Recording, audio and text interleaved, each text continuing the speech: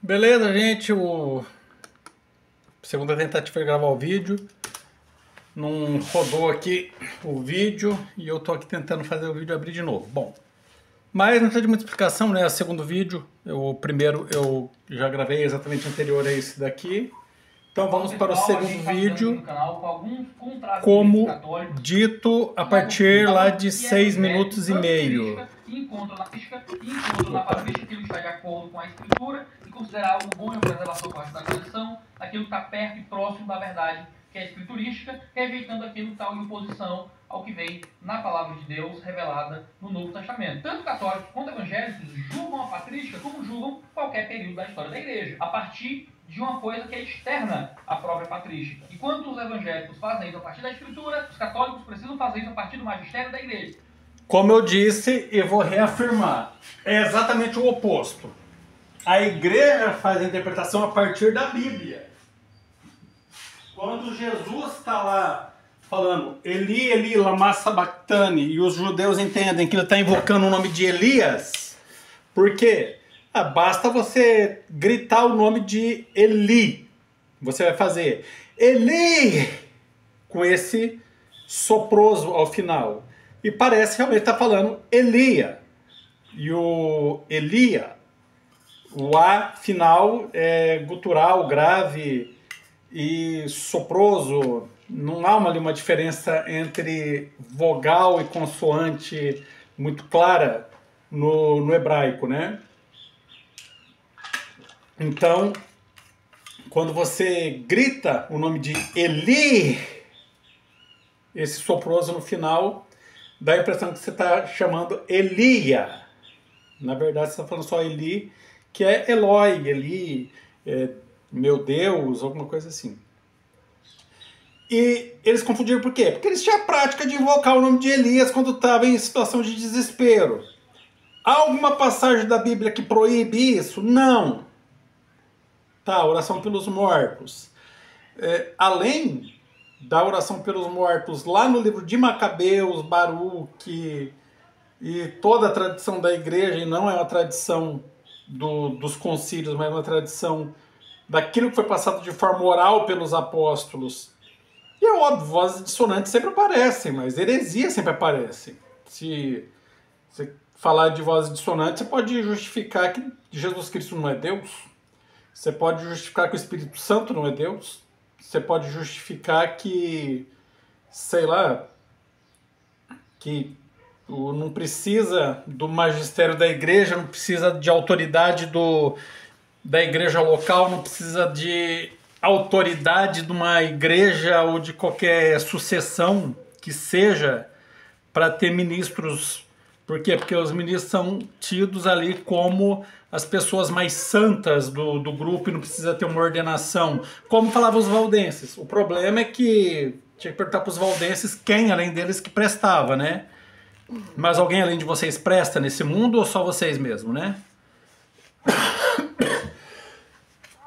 Não sarei da tosse ainda. No fim das contas, a patrística não importa. Você tem o magistério escolhendo o que de lá é agradável e interpretando de acordo com a sua própria vontade. Como eles fazem a mesma coisa com a Bíblia, e você só tem essas três autoridades do contexto católico, você tem um só dos magistérios. É o magistério que define, escolhe, decide, seleciona e transmite para a igreja aquilo que... Mas você aceita o magistério quando definiu o cânon bíblico. O Novo Testamento foi inteiramente definido lá pelos concílios da igreja. Se você falar do cânon de Muratori, só prova que existe um cânone definido pela igreja. E outra coisa, lá no cânon de Muratori ainda cita o Pastor de Hermas e também o livro de sabedoria de Salomão. E, né, basta ter um pouquinho de bom senso para saber que os apóstolos usavam a Septuaginta. Os apóstolos faziam citações diretas do Antigo Testamento com base na Septuaginta. Inclusive citou todos os deuterocanônicos, inclusive até alguns apócrifos lá, como o livro da Assunção de Moisés, como o livro de Jason o Justo, e o quarto livro do Macabeus, né? Quarto livro do Macabeus não, o livro de Enoque, principalmente, né? O autor de Hebreus lá falando que Abel, mesmo depois de morto, falava. coisas do tipo. Tem que ser observado e tratado como tradição. Considerando então que a patrística não é uma fonte segura de preservação da tradição, você prefere comparar a patrística com a escritura, que é uma revelação que provém diretamente dos pais da igreja, ou com um magistério pós-patrístico que... É exatamente o que a igreja faz. Compara a patrística com a Bíblia. Se foi a igreja que definiu o que é Sagrada Escritura ou não, ela vai agora cuspir no prato em que comeu? Ou melhor, no prato que ela mesma serviu e do qual ela se alimenta? Não, né? É questão de coerência isso. Só que o protestantismo já começa errado quando tira 6 livros do Antigo Testamento e fala que segue só a Bíblia. Se seguisse só a Bíblia mesmo, ia seguir os 6 também. Mas nem vamos discutir sobre esses 6. Vamos falar sobre os mártires embaixo do altar, lá em Apocalipse. O anjo oferecendo turíbulo com a oração dos santos. Vamos falar também do... que mais? Eli lama sabachthani está invocando... invocando Elias. A oração por Onesíforo, que estava morto já, entre outras coisas. A igreja se depara com isso e a igreja enfrenta esses problemas sem falar, não, peraí, não é bem assim, né? Não, é assim sim. Foi exatamente isso que Jesus quis falar quando ele falou da parábola do Lázaro e Rico Pulão. Foi exatamente isso que o autor de Hebreus quis dizer quando dizia que Abel, mesmo depois de morto, falava, e por aí vai.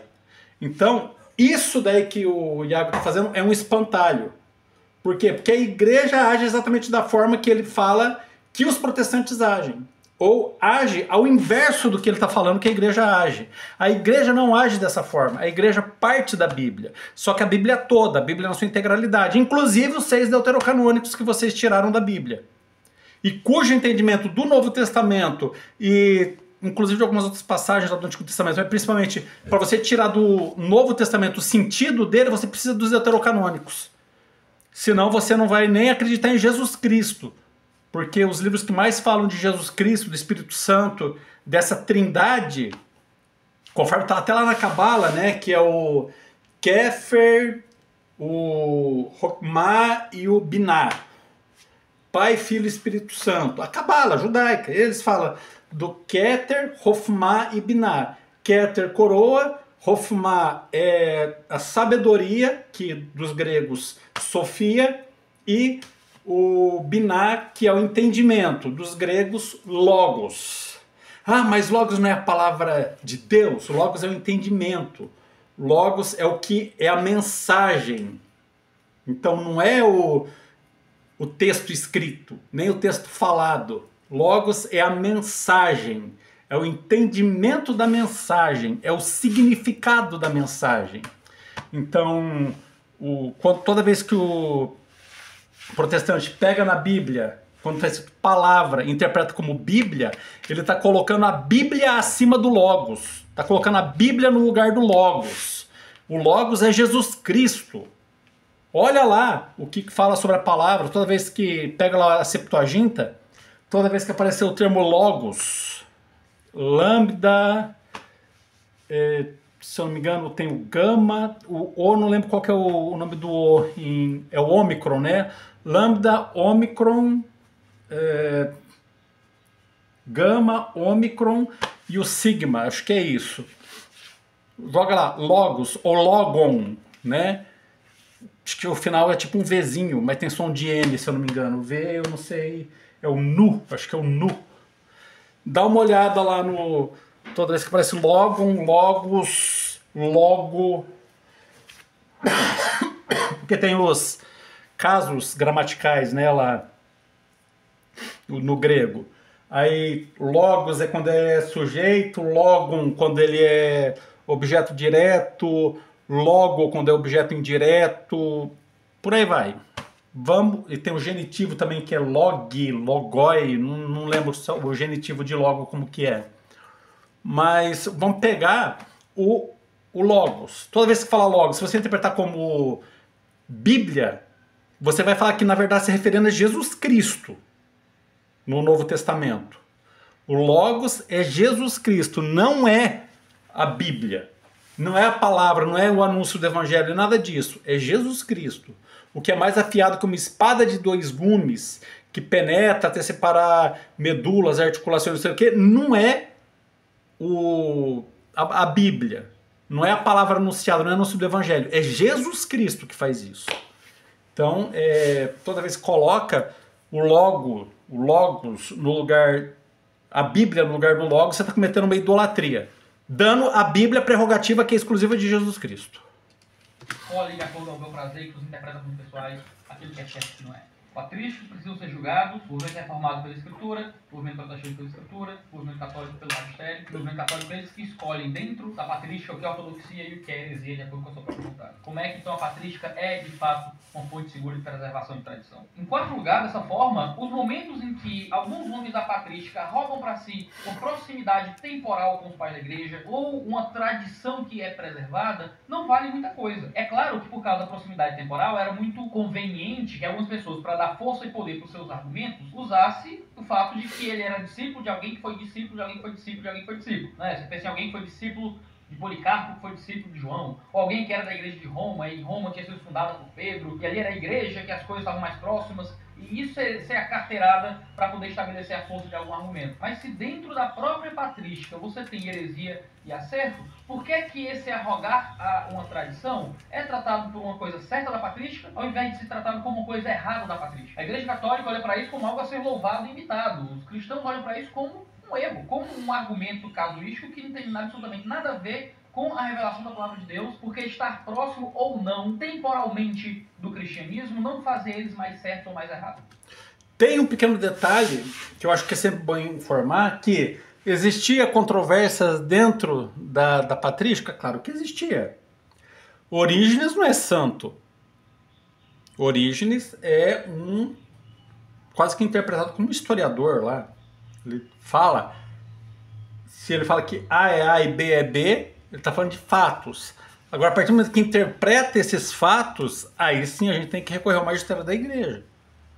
Mas só que quando ele narra fatos, quando ele narra o que os apóstolos fizeram, o que os apóstolos ensinaram, o que os apóstolos falaram principalmente, ali é uma fonte bem mais segura. Só que a proximidade temporal, cara, estamos falando de 250, 300 anos. Se eu quiser falar de uma proximidade temporal com, sei lá, Floriano Peixoto, sou muito mais próximo temporalmente de Floriano Peixoto, um lá dos primeiro presidente lá, do que sou próximo, do que esses patrísticos eram próximos de João, por exemplo. Então isso daí não tem muito a ver. A distância temporal já era enorme. Era 100, 150 anos, mas já era enorme a distância temporal lá. Sem contar que tem muito registro escrito, áudio, vídeo de Floriano Peixoto. E naquela época só tinha algumas coisas escritas, ainda mal escritas ainda. Quem preservou essa tradição foi a igreja. E é óbvio que, paralelo a isso, existe o judaísmo. E o católico não tem o menor pudor de dizer que nós retomamos ou nós seguimos com a tradição judaica a partir do momento que eles estavam lá naquele momento histórico com Cristo. E Cristo veio e trouxe não veio derrubar nada, ele veio dar pleno cumprimento à lei, veio dar pleno cumprimento aos profetas, veio dar pleno cumprimento ao Antigo Testamento. Tanto que dá um caso concreto aqui, né? Os judeus falavam que, não é, tá lá no Antigo Testamento, né?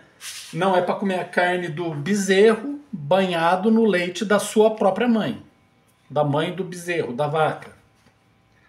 Opa, aqui tem um mitzvah, não é para misturar queijo para misturar laticínio, leite com carne. Aí qualquer laticínio com qualquer carne já é proibido.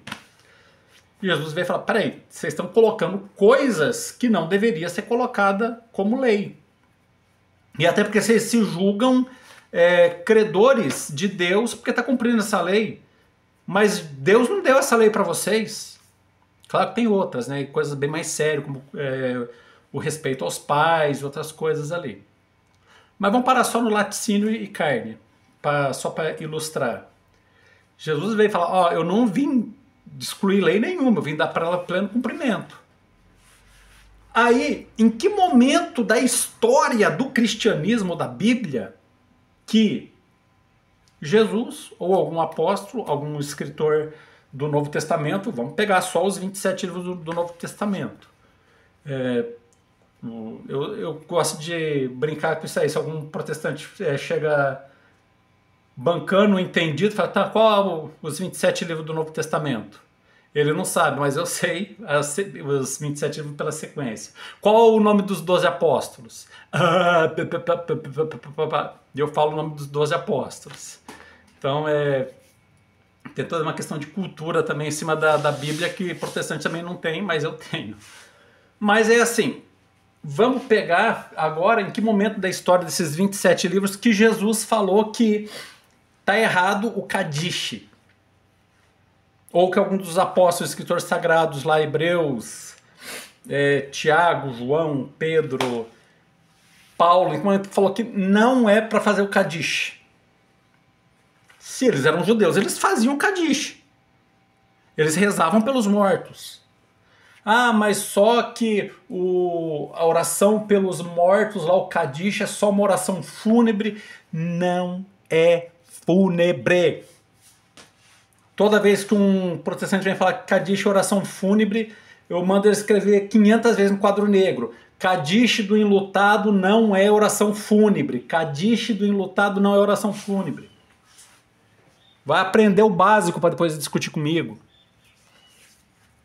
É um pedido, é um louvor a Deus para que a alma da pessoa que morreu vá logo para o céu. Saia do purgatório, da Gehenna, do Gehinnom, alguma coisa assim, e vá para o céu. E vá para o paraíso. E possa contemplar a face beatífica de Deus. É isso que é o Kadish. É a nossa oração para os mortos católicos. Quando que na história da igreja foi falado que, eles estão recorrendo aos santos, pedindo a intercessão dos santos. Quando que foi proibido fazer isso?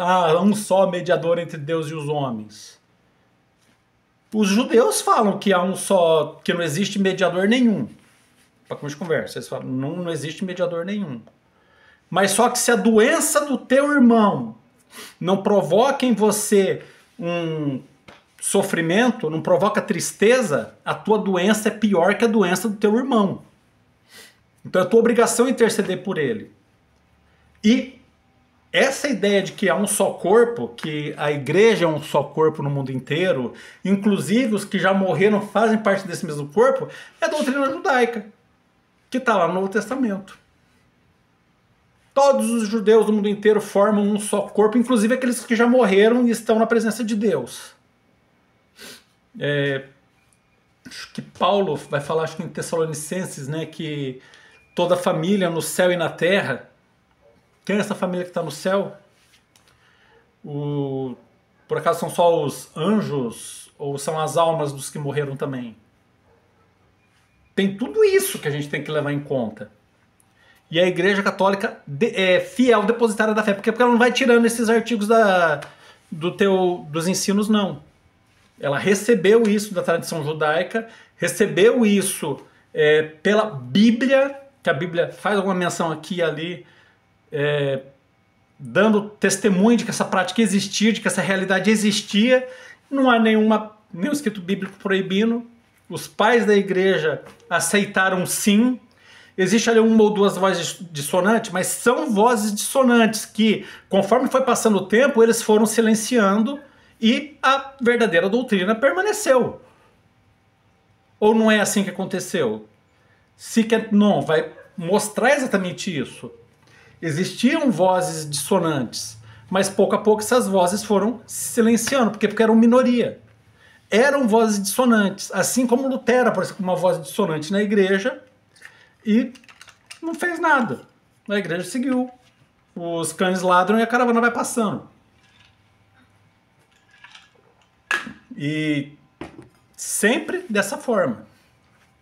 Vamos ver mais um pouquinho aqui. Se proximidade temporal com o líder religioso garantisse proximidade com o pensamento dos apóstolos, não existiria nenhuma heresia no período do Novo Testamento. Mas por que os católicos continuam acreditando nisso? É o meu quinto ponto. Os católicos acreditam que eles são uma continuidade da tradição patrística e da tradição bíblica. Eles acreditam que há uma tradição revelacional na patrística porque eles acreditam que há uma continuidade nessa revelação tradicional, nessa revelação da tradição até hoje. De que essa tradição da igreja continua sendo preservada e revelada pela continuidade da força do Papa. Não é verdade isso. Ele começa falando a verdade, que nós sim nos julgamos com uma continuidade da patrística, nós somos continuidade da tradição bíblica, mas só que nós somos continuidade também dos judeus. Eu posso até falar que não existiam os judeus, aí depois apareceram os cristãos. Se eu falar isso, em primeiro lugar, eu estou assumindo que o cristianismo é uma heresia dentro do judaísmo, né, que se desviou lá do caminho e apareceram os cristãos. Ou eu falo que aquele povo que estava no deserto, inclusive queimando sacrifício para Baal e tudo mais, éramos nós, católicos também. Com os erros e acertos, mas era esse mesmo povo católico, os judeus, e com a vinda de Cristo continuou uma nova revelação, uma continuidade da revelação que acabou com João, mas não que acabou com a pessoa de João, destruiu João, não, mas que acabou a revelação pública com a morte de João. E essa revelação que vem desde 5.000 anos atrás até a morte de João, essa revelação ela é continuidade da Igreja Católica. E o Papa, o magistério da Igreja, ele não continua a revelação. Ele interpreta a revelação que foi feita até João. Ele não vai incluindo novas revelações. Isso que se falou é mentira. Ele simplesmente interpreta a revelação como fiel depositário da fé e como intérprete infalível tanto da Bíblia quanto da própria tradição, que é aquilo que os apóstolos e os primeiros cristãos deixaram e não foi escrito na Bíblia. E os próprios judeus hoje em dia. Vai falar para o judeu de sola escritura, para um judeu que ele manda você tomar naquele lugar. Eu estou até imaginando você falando de sola escritura, sei lá, com o Baruch, o fidalgo Baruch, que ele vai te xingar, não está escrito. Ele vai falar que, sei lá, é melhor nem pensar no que ele vai falar. Por quê? Por causa exatamente disso que eu estou te falando. Porque os próprios judeus nunca adotaram esse negócio de sola escritura. Pelo contrário, eles têm o Sefer Talmud, que são 15 volumes, é uma biblioteca enorme. Eles têm o Sefer Zohar, que é o livro de referência lá da Cabala. E sem contar o Sefer Hashitsune, que eu já citei aqui várias vezes. E outros livros externos da Tanakh e que eles adotam como livro divinamente inspirado. E outra, tem tratados, tem livros grossos, tratados de 500, 600 páginas sobre um parágrafo do Talmud. Então você não para nem do Talmud, nem tem vários outros escritos, vários outros tratados que tem que ser lido paralelamente a isso. Para quê? Para entender o Talmud, entender a Bíblia, completar a Tanakh, o entendimento da Tanakh. Então, esse negócio de sola escritura, vamos falar de sola escritura mesmo. Tô dentro. Eli lama sabachthani. Me explica por que os judeus acreditavam que Jesus estava chamando Elias? E por que em momento nenhum da Bíblia fala contra a intercessão dos santos? Por que naquela época os judeus já faziam Kadish, já rezavam pelos mortos. Em momento nenhum da Bíblia proíbe isso. Jesus veio, pegou o seu tesouro, coisas novas e coisas antigas, ao mesmo tempo pegou o que presta em cestos e o que não presta deitou fora. Onde que ele deitou fora o Kadish, intercessão dos santos, pelo contrário, fala que somos todos um só corpo. Tanto a família no céu quanto a família na terra. É expresso isso. Ah, mas só que vocês louvam a Deus. Para que, estava em 2 Tessalonicenses 1,12, para que Deus seja louvado por causa de vocês e vocês sejam louvados por causa de Deus. Maria fala, desde agora me proclamaram bem-aventurada todas as gerações. Você proclamou hoje Maria bem-aventurada? Hoje eu ainda não rezei o terço completo, foi só 3 mistérios que deu tempo de eu rezar, mas eu já falei que Maria é bem-aventurada entre as mulheres 33 vezes já, a idade de Cristo, ó. 10 vezes na meditação dos 3 mistérios, cada mistério, e 3 vezes lá, eis a serva do Senhor, faça-me segundo a vossa vontade, o verbo divino fez carne e habitou entre nós, né? E o primeiro lá é, como é que é? Eis aqui a serva do Senhor, não, é Ângelo Domini Nunciavit Maria, né? O anjo do Senhor anunciou a Maria. 33 vezes. Só hoje eu falei que 33 vezes era para ter falado 53 vezes que Maria é bem-aventurada entre as mulheres. Você faz isso? Ou você fala que Maria foi uma qualquer? Então, aqui na Igreja Católica a Bíblia se cumpre. Nem falo que a gente observa os preceitos, não. Aqui a Bíblia se cumpre na sua integralidade. Isto é o meu corpo que será dado por vós. Fazer isso em memória de mim. É aqui na Igreja Católica que isso se cumpre. E só na Igreja Católica. Não é um símbolo, um sinal. Não, isto é. Não é faz de conta que isso aqui é meu corpo. Isto é. Será dado em sacrifício por vós. Aquele corpo que vai ser pregado na cruz amanhã é isso aqui, ó. E fazer isso em memória de mim. Aqui a gente ainda faz isso em memória de Jesus.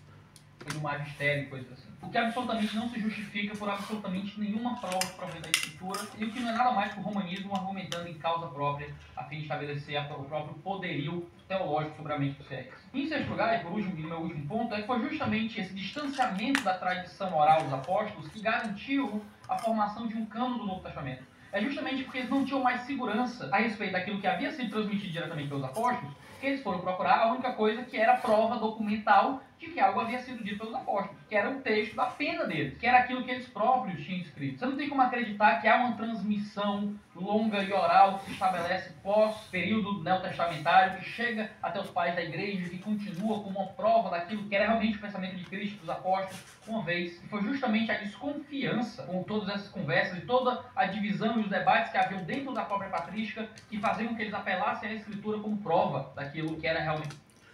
Não. Quem é a fonte da nossa doutrina é o magistério da igreja. Começa por aí o erro. Só que assim, a princípio, foram feitos cânones litúrgicos. Por que cânones litúrgicos? Era o cânone das escrituras que era para ser lida durante a missa. A missa veio antes da Bíblia. Só que começaram a se infiltrar, até porque a oração eucarística e todas as orações da missa eram meio que feitas de improviso lá. Aí começou-se a fazer missais. Um dos primeiros missais, acho que foi aquele de São Tiago, feito pelo próprio São Tiago, orientações lá de como celebrar a missa. É? Sabia dessa? Pois é. Está lá no Apologista Católico, o missal de São Tiago, se eu não me engano. Acho que é missal de São Tiago. E depois começou-se a se ler os escritos que Paulo e os outros apóstolos escreveram. Hebreus ali meio comendo pela beirada, que ninguém sabe quem escreveu, que lá se foi Apolo mesmo ou não foi. Parece que foi Apolo, mas talvez não. Algumas cartas ali, Apocalipse, entra ou não entra na Bíblia. Foi um dos últimos lá que foi aceito na Bíblia. E nem por causa de ser uma revelação dos escatológicos ou coisa do tipo, mas simplesmente por ser um livro que fala da perseverança do cristão e a recompensa, o livro da esperança do povo perseguido. E foi para isso que ele entrou na Bíblia, para ser o livro da esperança do povo perseguido. E esses cânones litúrgicos justamente para evitar que outros escritos entrassem na celebração da missa e que abonasse algumas práticas heréticas. Só que não são livros da época de Cristo. Não, era livro que estava sendo compilado lá na hora. Lá naqueles mesmos dias lá.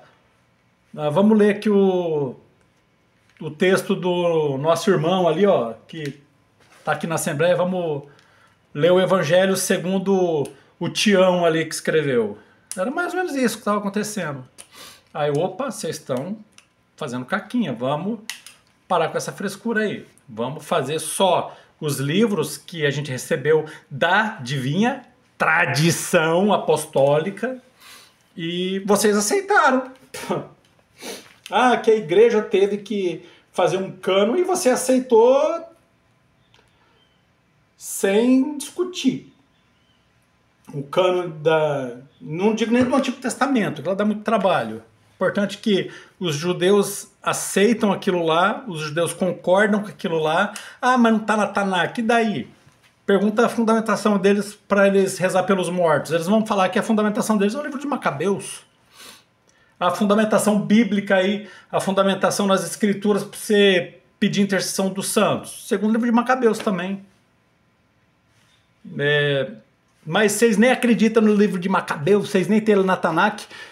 Grande coisa. E daí? O Talmud também não está na Tanakh. O Zohar também não está na Tanakh. E daí? Então, muito protestante fala da tradição judaica sem entender o que é a tradição judaica. Sem saber do que está falando. A tradição judaica é justamente a intercessão dos santos, oração pelos mortos, a veneração de relíquias. Tudo isso está lá. Relíquias, o pão da propiciação lá, que era o próprio corpo de Cristo não, mas o corpo de Deus lá, né, o pão da propiciação. Isso daí é tudo tradição judaica, rapaz. Jesus nasceu em Bethlehem, que é casa do pão, nasceu dentro de uma manjedoura, que é onde os animais comiam. Depois que ele cresceu, falou: eu sou o pão vivo, descido do céu, quem de mim comer nunca mais vai ter fome. Como assim? Trogon, os comensais da minha carne, aqueles que estiver na mesa comendo minha carne junto, eles nunca mais terão fome. A igreja não apenas se baseia na Escritura, como foi ela que deu a Escritura para o mundo, e aqui na Igreja Católica a Escritura se cumpre na sua integralidade e sem ficar colocando panos quentes. Não foi bem isso que Jesus quis dizer, não foi bem isso que Paulo quis dizer. Elemento de fé real. É por isso que depositar sua fé na patrística é talvez ir contra o próprio princípio da Escritura, da gente ter uma revelação segura e confiável daquilo que Deus tem para nos dizer. Deus não é um homem de sim e não. Deus fala de forma segura através da sua palavra. Aquilo da tradição oral e da tradição escrita que existia no tempo bíblico, que era da vontade de Deus que nós tivéssemos acesso, nós temos no texto que foi preservado até nós, que é o texto da palavra de Deus, que é a única fonte de preservação segura de todo o corpo de tradição que existia no tempo bíblico. Aí ele está cometendo uma heresia. Por quê? E eu digo por quê? Porque a única segurança que nós temos, a única coluna e sustentáculo da verdade não é Bíblia. Deus falou que estarei convosco todos os dias até a consumação dos séculos, mas não foi através da Bíblia.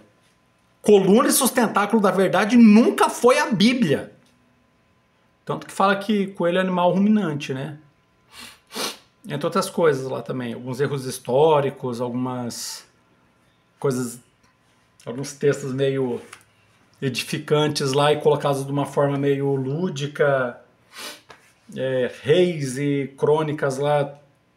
É a mesma história que conta? É a mesma história, mas só que de uma forma meio enfeitada, né? Então é isso. A Bíblia, se você pegar a Bíblia como fonte como fonte segura, você vai sacrificar a tua filha, igual a Jefté fez.